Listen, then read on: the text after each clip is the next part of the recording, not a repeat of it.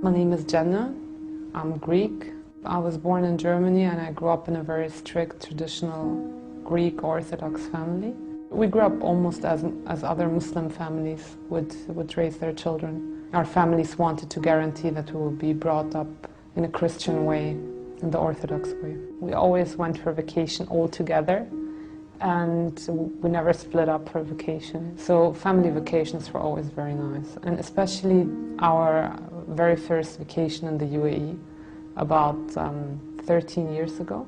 I was like 12, 13 years old, and the first week we stayed in the country, we did a tour all over the UAE. And it was on a Friday when we were on the way to a souk. Suddenly the adhan came on for the dhuhr time, for the prayer time. And everything stopped. People stopped their cars, took their prayer rugs and just go out and pray on the streets. The sound of the adhan was something that changed something inside of me. And subhanAllah, I don't know what it was, but it never left me, kind of. It changed something and it stayed. And I just wanted to know what it means, what it actually says. I was a person that I did not want to hear the subject death at all.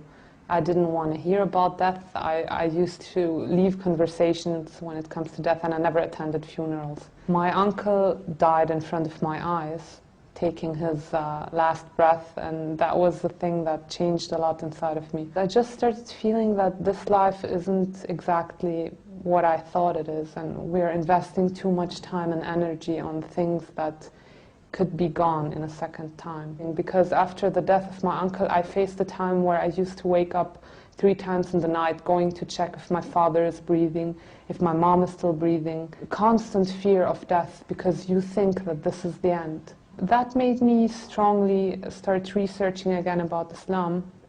I researched before about other religions as well, but I could not find any truth in there or anything that will convince me. When I started reading about Islam, I found all the answers that I could not find in my own religion. The fact where I got really convinced was when I read the biography of Prophet Muhammad sallallahu alaihi wasallam. It reminded me so much of what we used to know and read about Jesus, Isa alayhi salam. So I started reading and reading, and this person seemed to be such a noble person with such amazing characteristics, with a personality that I think I've never read something similar like that before. After reading the biography, I was convinced that everything I know about Islam, I have to delete it and just start reading from zero onwards and get my own research and get my own facts about this religion, because obviously everything I knew before was wrong. It didn't take a long time to find out that Islam is the truth and that there can't be any other religion in the world than this. Although I got convinced about Islam, I was scared to say the Shahada. I was like, yeah, it's the right thing. I might, take this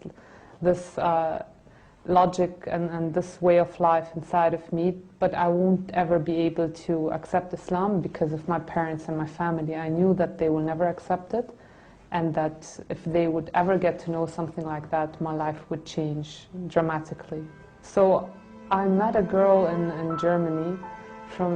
She's from Egypt. Her name is Noha. She helped me a lot because I met her right when I started praying to find the truth, to get more courage in what I'm doing. We got to know each other. We talked about Islam. She started explaining everything to me, all the questions that I had, because I was convinced. I knew it's the truth. I knew my religion is wrong, and that I couldn't live like that. After meeting Noha, I think 1 or 1.5 months later, I took my Shahada in Germany, in the student dorms. It was supposed to be just me and her, but somehow Muslim students get to know that someone is going to convert to Islam, so I had about 20 people in the room afterwards. So alhamdulillah, I had many witnesses. Alhamdulillah, I took my Shahada, and I will never forget that day, and I will never forget my first prayer.